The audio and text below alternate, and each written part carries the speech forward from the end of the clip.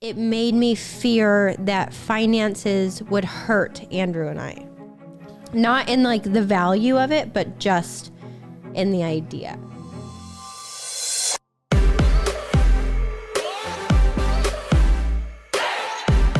What's up, everybody? Welcome back to Couple Things with Shawn and Andrew, a podcast all about couples and the things they go through. Today, we are talking about a much requested topic, which is money and relationships and all of the, I would just say, drama that comes with that. So, quick fact for you. In a survey by Ally Bank, 36% of couples reported that money was the biggest source of stress in their relationship. Okay. And on the other hand, 87% of survey respondents who described their marriage as great said that they worked with their partner to set long-term financial goals, compared with just 41% of respondents who deemed their marriage okay or, quote, in crisis, which is not, it's not a great, place to be if your marriage is, quote, in crisis. No. But obviously money is an important topic, and how do you approach it as a couple is something that is not often talked about. So Shawn and I wanted to kind of share some stats with you, some things that we found helpful, some things that we talked about, and then also kind of our approach to it. Not that we're perfect by any means, but we've had a lot of very unique money situations in a relationship, I feel like. Yeah. So I feel like we've kind of gone through a lot of it. Again, not that we're professionals, but we just have different viewpoints maybe that could help. Yeah. And we should say, starting off here, if you have any type of financial advisor in your life, definitely seek their advice over just our kind of broad 1000% stroke advice. Yes. But we hope you find this helpful nonetheless. But before we get started, if you haven't yet, please subscribe to this podcast wherever you listen to podcasts. And give it a rating on whatever platform. So, yeah, let's get into it. Let's do it. So let's start off when we were dating, Shawn. Yes. How did we approach money? So one of the hardest things, I think, for us when we first started dating was understanding and dealing with the fact that we are both in very different phases of life. Mm-hmm. So Andrew was in college, living in a dorm room, living college life, right? Yeah, probably on like a $250 a month budget. Yes. To be honest. I had already completed an entire career. I owned my own home. I traveled by myself. So for us, going straight into dating was this learning curve of how do we balance this out and make it work. Yeah. And I think, the point of all that is to say it's a pretty common occurrence that people come into a relationship with different backgrounds in all different senses of that word, but financially as well, certainly. And that was our case, where Shawn turned pro when she was 12 years old and had a career that she retired from at age 22 or whatever. Mm-hmm. And I was just about to start mine. So we were definitely in different phases of our career, as you said. But I do think that in dating, we didn't really like look under each other's financial hood, if you will. Like we didn't necessarily dig into each other's finances. We did, I think, respect each other and realizing that, okay, Shawn's in a different phase of life. And I think you were like, okay, Andrew's in a different phase of life. And you were looking at the characteristics that I had that whatever would ideally lead to a career in some field. I'm trying to find the right balance here of saying you need to look for financial stability, right? But it's not everything. 100%. And I will admit too, we have some questions here that I definitely want to answer and get to, but something that I was looking for in a partner back then was, quote unquote, that financial stability. I feel like because I had already had my career, because I was already self-sufficient and financially kind of stable, I looked for that as well. Now with Andrew, it was a different story because he was in college and he was a college like kid. I don't want to say kid, but you know what I mean. I was a child. Yeah. And for me, it was just this understanding from the get-go of, okay, this guy doesn't like, you're not running your own career already. You're not the CEO of a business. You're not there yet. But something that I learned about him very, very early on was his ambition and his goals and his drive. And I knew that he was going to be that someday. And again, not that money is everything, but I had that ambition and I wanted it to be matched in a partner. So I looked for that ambition and I saw it. So the way we kind of worked that out early on was a compromise. He understood that I owned a house. I, had this career. I understood that he was in college. So what we did was we lived a life in a dating world that worked for him.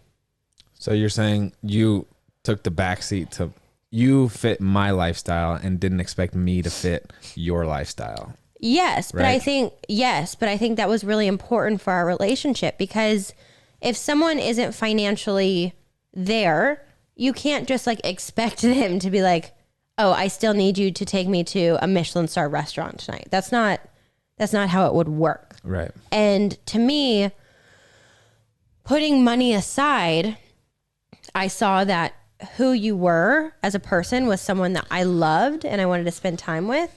And so I didn't care about what that looked like in the monetary way. And I think the underlying message is that it's not necessarily about where you are, how much money you have right now or what your salary is right now. It's more about what are the habits that the person you're dating has? What are the habits that you have? And are they healthy, one? Yes. And do they match each other, two? Because I think you can be healthy financially and spend a lot of money, right? Yes. Like people's budgets are different and it's all relative to a certain extent. But I think if you have the tendency to spend more money than I do, and I'm like a prude about some things, then that might be an indication that, wow, this is, as we grow our life together 10 years down the line and we have, I think reasonably more, how is this going to pan out? So it's just something to consider. But again, it's not about where you're at now. It's more about the habits of what you're doing with what you have now. Well, and that leads to the first question that we received. It says, should you have money deal breakers? So not about a salary. I don't think it should ever be about, oh, if this person doesn't make this much, then it's a deal breaker for me. But like Andrew said, about their habits. And I would say yes. 100%. Yeah. No, I was getting there. I just didn't know like how to voice it. Yes, I think you should. I don't think it should be like this conversation of, hey, you spend too much money. This isn't going to work. But we like to spend our free time. What is our dream vacation? How do we see raising children someday? What's your dream house look like? And I feel like through those conversations, as well as observing each other's habits, you can get the gist of, are we going to align financially? Do we have the same like levels of ambition and goals? Or are we on polar opposite spectrums? We also had a lot of conversations with, I would come, to Nashville to visit and I would have a new outfit.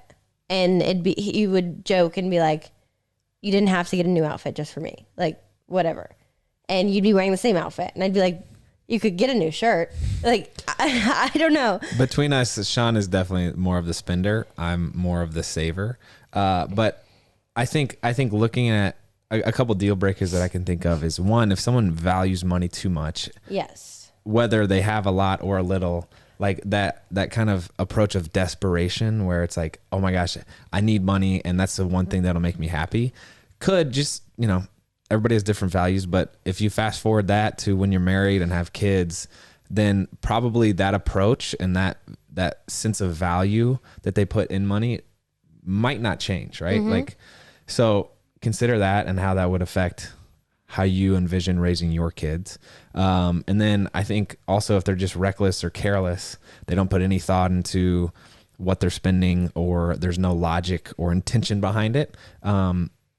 Again, habits are hard to break, and people's backgrounds, how they're raised, are hard to break. So you could look at their parents as well, but those are just a couple potential deal breakers. So another question being, how early is too early to talk about money?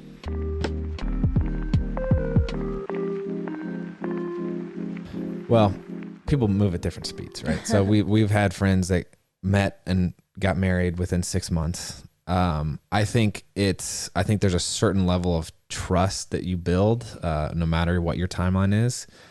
I would certainly say it's not the first thing to discuss. I think you kind of get to know the person, what their passions are, what they care about. And then you ease into what's in your wallet. We never talked. I never said like, how much money do you have, Shawn? No, never. Well, not until we got married did I like really say, okay, now it's in my position to understand where we're at financially together. Which leads us into a whole new topic. So dating, I think it's important to talk about habits, your financial goals. Like, ladies or guys, is your dream to be a stay-at-home mom or a stay-at-home dad? Yeah, that's important. Like, that should be talked about, because that puts more pressure on your spouse to then... It's just different expectations. Yeah, for sure. So those things are very important to talk about as far as expectations, dreams, realities, and goals. But going into marriage...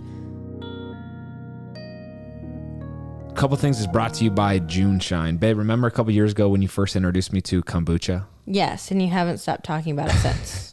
It's my favorite drink, and I've been telling everybody about June Shine, which is a new hard kombucha that I found. It's so good, it's light and refreshing, and I love grabbing one after dinner. Plus, it's better for you than other adult beverages. It's a hard kombucha, so it's low in sugar, easy on the gut, gluten-free, and full of probiotics. And they have some insanely good flavors. Flavors like blood orange mint, midnight painkiller, and honey ginger lemon, which is my personal favorite. You're going to love it. And they are now shipping nationwide, so you can try it too. That's right.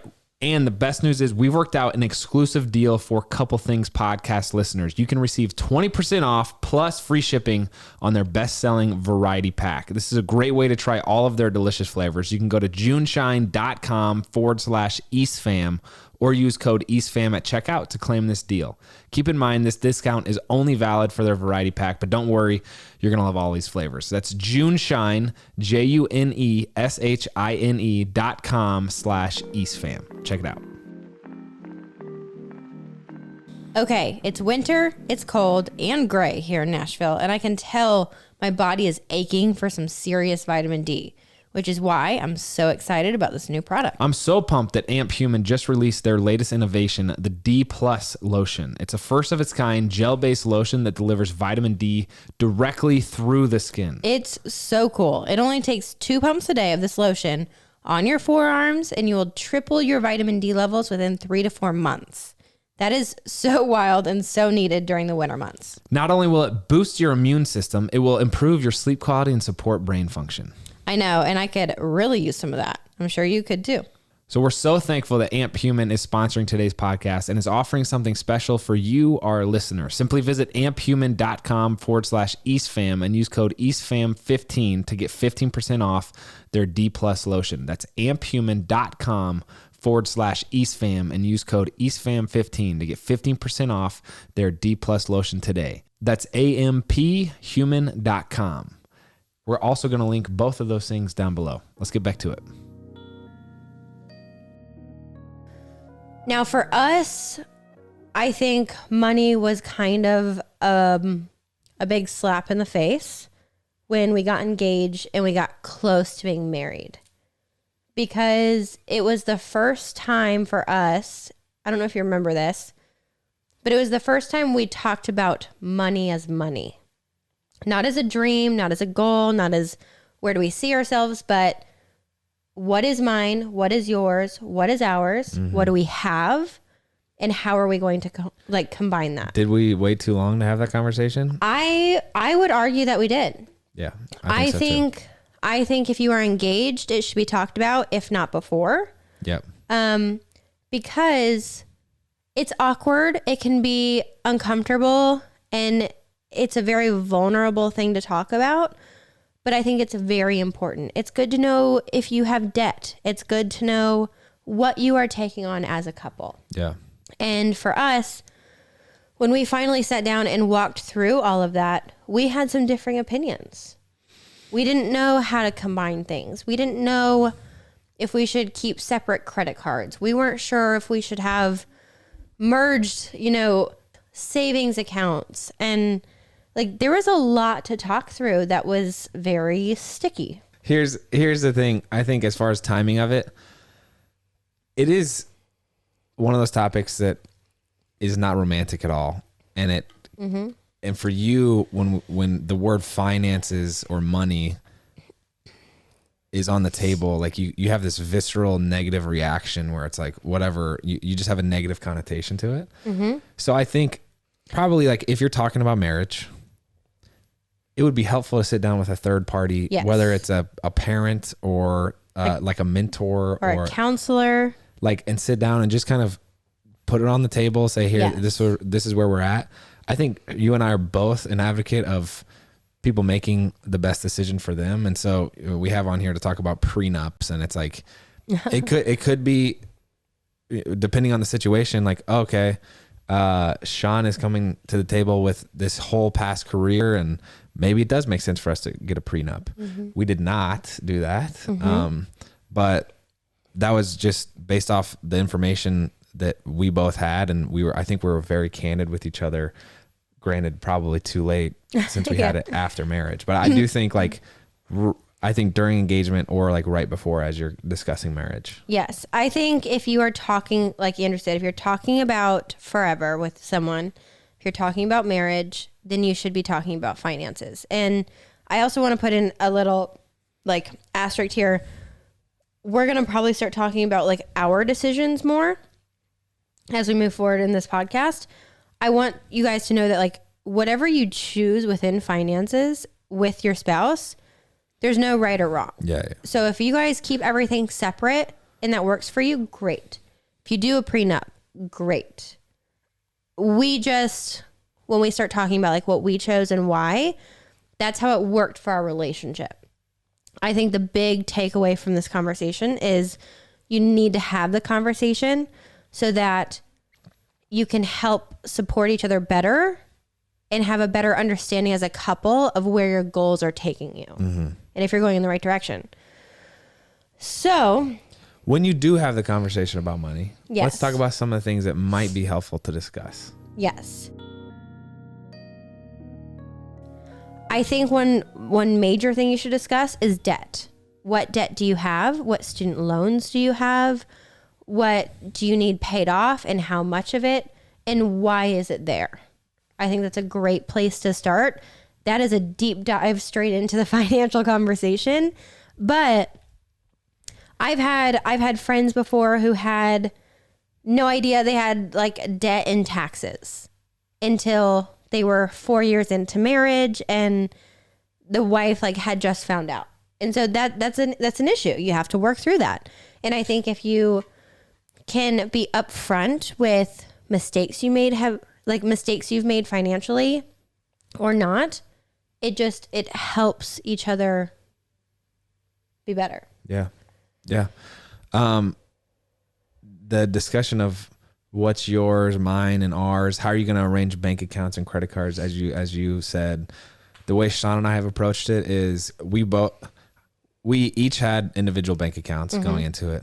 And then now we both have access to each other's. Yep. And again, a lot of people probably disagree with that, saying, yes, well, how am I going to, everything from how am I going to buy my spouse a gift without them knowing, yes, to take out cash, to they don't need to see how I'm spending my money. Yes. But so I think we operate off of that one rule of our relationship, which is full transparency. Mm-hmm. And so, it's not like we're checking each other's bank accounts or transactions every single day, but I think having the door open to potentially do that is a good place for us to start as far as like the foundation of trust. And again, not for everybody. It's not for everybody. And we're curious about how you navigate that and why you made that decision. But for us, it was just like, we didn't really see a downside to be able to just be like, all right, well, I trust you. And that being the case, I'm going to like open up the whole books. Yeah. Well, and to give a little more background as to why we ended up deciding that, because I walked into that, like Andrew said, I walked into that very against talking about finances. I didn't want to go near it. I didn't want to talk about it. I didn't want Andrew to see it. And that wasn't because of like the money I had or what I had done. That was 100% because I was exposed to money and the stresses it can put on you, your family, and your loved ones at such a young age.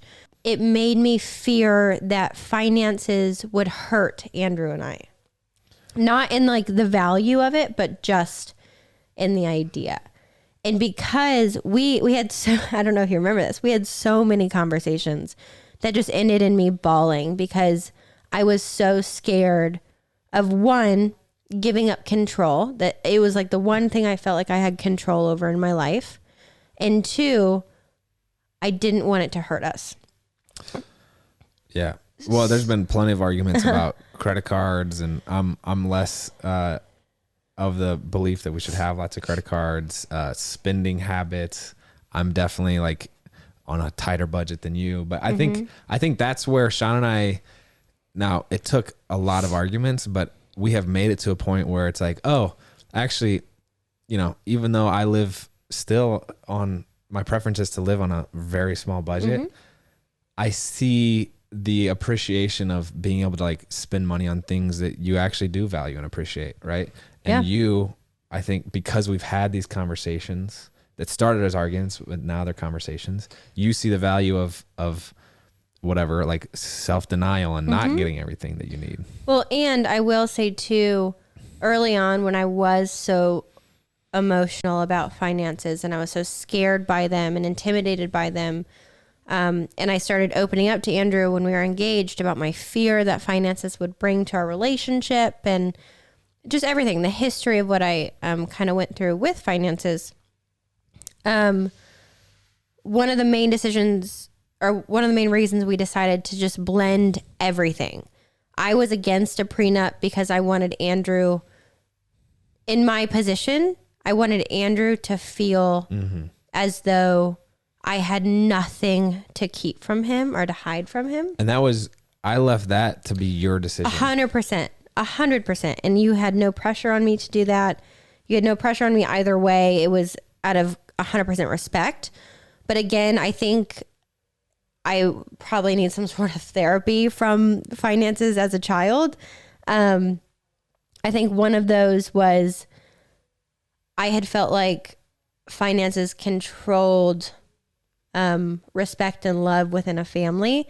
And with a prenup, I felt like I was hurting my spouse. It might not yours, but I just felt like it was for us. So we decided not to do that. But in the decision to blend everything, it was me giving up control, unhealthy amounts of control, and trusting Andrew to kind of hold my hand and take me through everything in a way that would heal our relationship with money. Yeah. So the other thing was you were in a position where you had this career, but you didn't necessarily, like you weren't very disciplined in bookkeeping. And I was in a position where, one, I let you decide whether we were going to get a prenup or not. Right. We should probably do a whole episode on prenups and the benefits and downsides of them. But I was the one who's more financially disciplined or aware, you could say. And so I think that kind of helped you trust me to like come in, and it's not like you had the money and I was the reckless spender. So I think we were fortunate in that sense where it was, okay, you trusted me not to just ruin everything that you had worked for. Well, and I also don't want to be that person on this podcast that's so vague about my background that you're like, what is it? I think I put because I signed with an agent at such a young age, I think I put and learned that respect and value came from how much I made. I just felt a pressure as a child that my worth in society was based off of the number in my bank account. So I had a very unhealthy relationship that I was afraid to look at my bank account. I didn't want to know how much I had. If I dropped under a certain number, I felt depressed. It was just a very unhealthy relationship to an identity and a monetary value. Yeah. Last thing I'll say is I do think by the time we got married, we were ultimately coming to the relationship with kind of equal contributions, which, again, not everybody has that, I would say. And I think it should be mentioned that a prenup was on the table for you as well.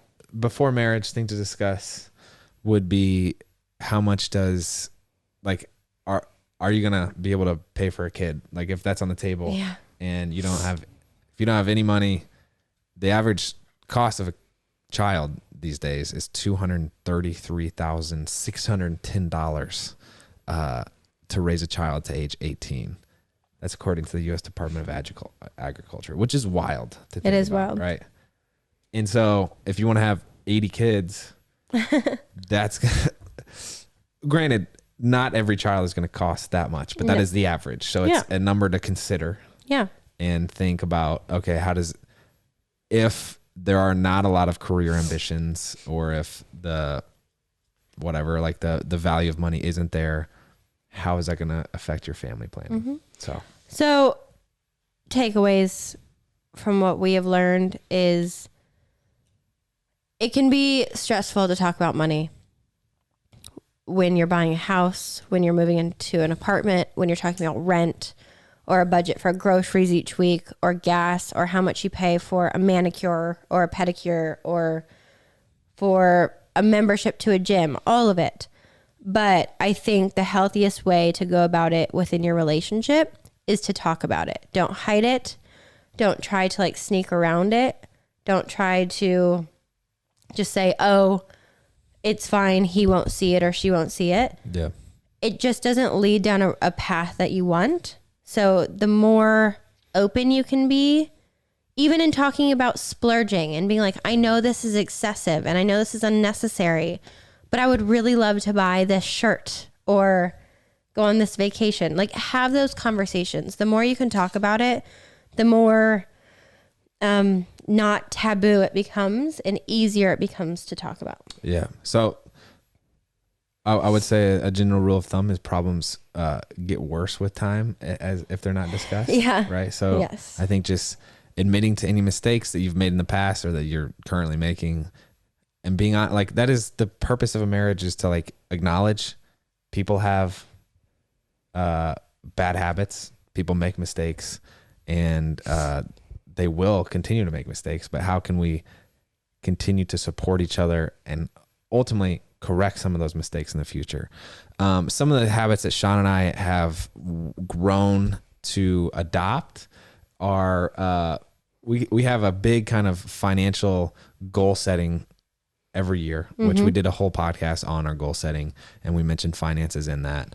We talk about how much we want to give, how much we would like to make, what the sacrifice of making that much money will do to our family or vice versa. How much we want to save and invest and et cetera. And then, also talking about taxes and what last year's looked like, what next year's is going to look like, just kind of putting it on the table, seeing where we're at and what this next year is going to look like. We do have kind of a threshold that we try to respect as much as possible. Yes. Where if an item costs under that threshold, no approval is needed, right? But I do think it's probably healthy to have whatever your number is, to be like, all right, if you're looking at spending $100, then it's probably worth asking your spouse if that's okay and if that can fit in the budget. And again, you're not asking for permission, but you're respecting each other enough to say, hey, this is our life. This is our money. How do you feel about this? Yeah. And we each kind of have spending allotments per month built into the budget.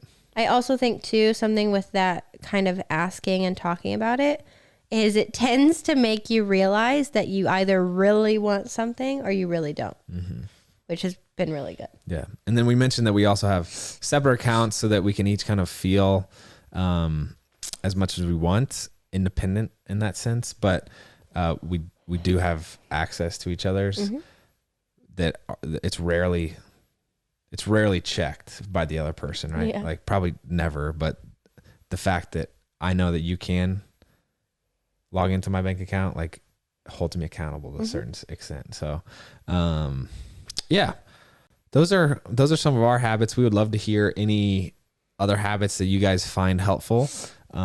Also, we would love to hear things that we might be doing wrong that we could do better on. So let us know.